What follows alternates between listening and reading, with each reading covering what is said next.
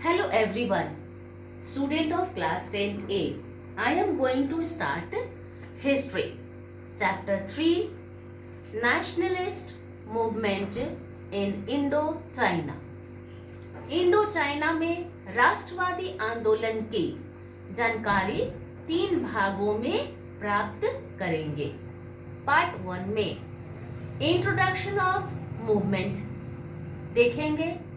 Part 2 में Vietnam, Laos, Cambodia इन लोग किस तरह से आगे बढ़े उसकी जानकारी प्राप्त करेंगे।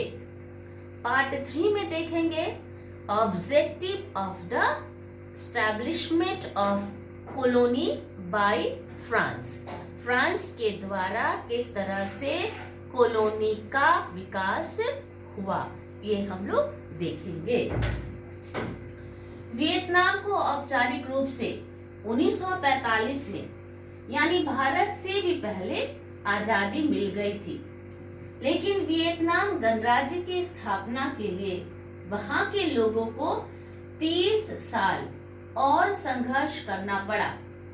इंडो चाइना पर केंद्रित इस अध्ययन में आपको प्रायद्वीप के एक महत्वपूर्ण देश वियतनाम के बारे में जानने का मौका मिलेगा। वियतनाम में राष्ट्र का उदय उस प्रकार नहीं हुआ था जिस तरह यूरोप में हुआ था। वियतनामी राष्ट्रवाद औपनिवेशिक परिस्थितियों में विकसित हुआ था। वियतनाम के विभिन्न समुदायों को मिलाकर आधुनिक वियतनामी राष्ट्र की स्थापना में आंशिक रूप से उपनिवेशवाद का योगदान रहा, तो दूसरी तरफ यह भी सच है कि इस राष्ट्र का स्वरूप औपनिवेशिक वर्चस्व के खिलाफ चले संघर्षों से ही तय हुआ था इन सबों के बीच। यदि आप इंडो चाइना के ऐतिहासिक अनुभवों को भारत के अनुभवों से मिलाकर देखें तो पाएंगे कि इन दोनों समाजों में औपनिवेशिक साम्राज्यों का आचरण और तौर तरीके अलग अलग थे। दोनों जगह उपनिवेशवाद विरोधी आंदोलन भी अलग अलग तरीके से ही आगे बढ़ा।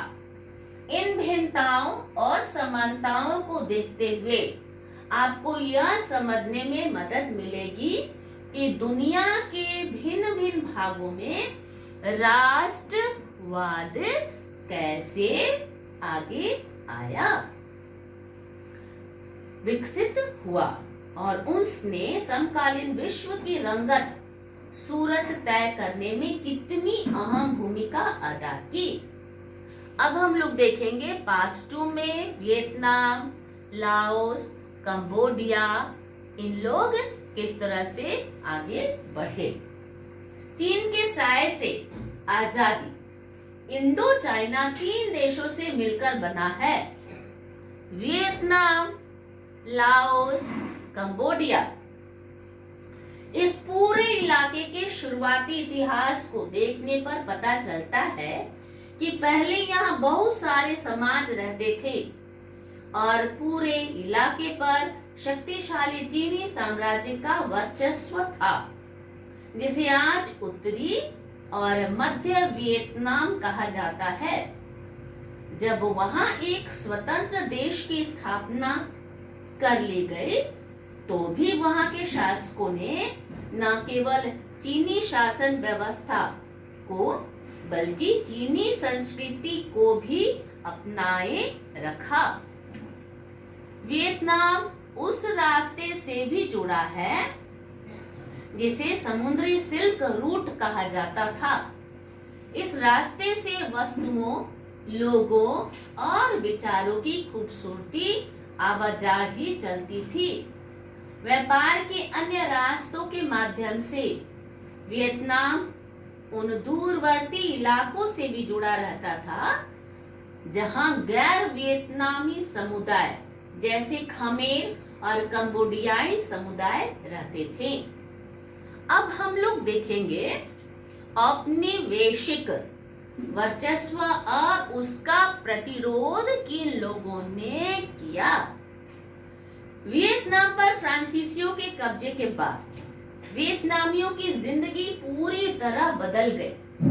जीवन के हर मोर्चे पर जनता का औपनिवेशिक शासकों के साथ टकराव होने लगा।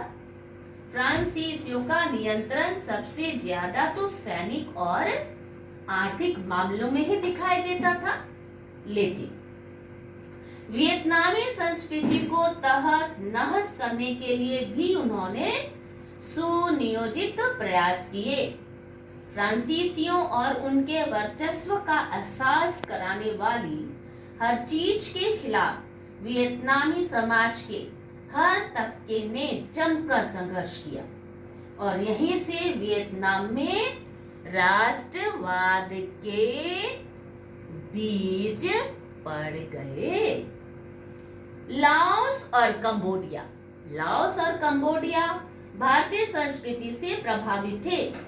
भारतीय राजा के चौथी शताब्दी एडी में कंबोज का निर्माण किया गया था, जो भारतीय संस्कृति का केंद्र बिंदु था। उसके बाद 12वीं शताब्दी में राज सूर्यवर्मा द्वितीय अंकोर मंदिर का निर्माण किए थे।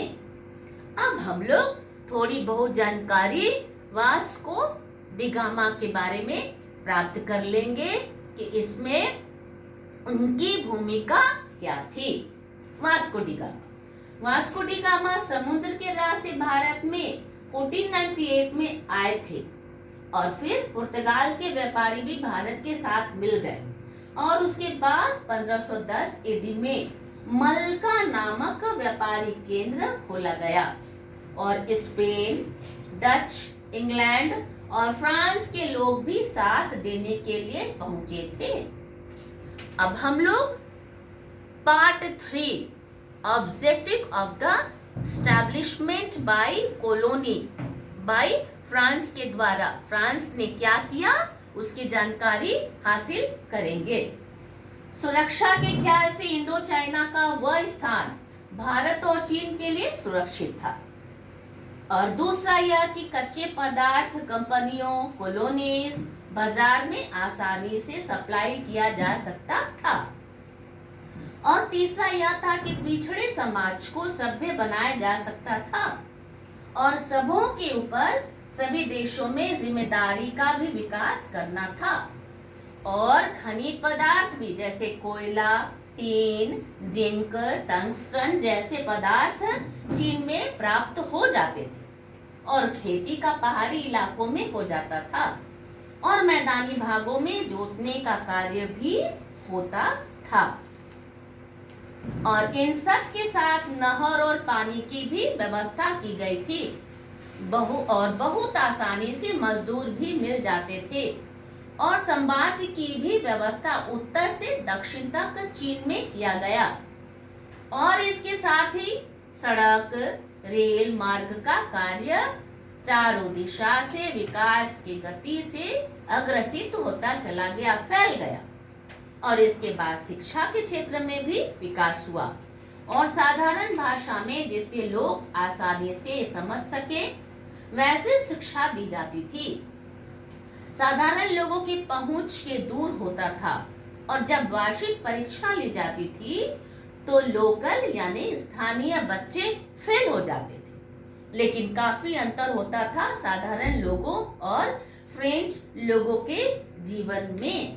तो हम लोग इस प्रकार देखते हैं कि इंडो चाइना में राष्ट्रवादी आंदोलन की शुरुआत कैसे हुई इन भागों के माध्यम से और राष्ट्रवाद की ओर वो किस तरह से अग्रसित हुए और उनको अग्रसित करने में उनकी अहम भूमिका वहीं के लोगों की कैसी थी, क्योंकि वहां पर प्राप्त सामग्री थी, सिर्फ उसका अधिक अच्छी तरह से उपयोग करने का तरीका बतलाया गया जिससे उनके मन में ये भावना प्रज्वलित हो कि राष्ट्र अर्थात अपने राष्ट्र से प्रेम करते हुए आंदोलन के माध्यम से हम आगे कैसे बढ़ सकते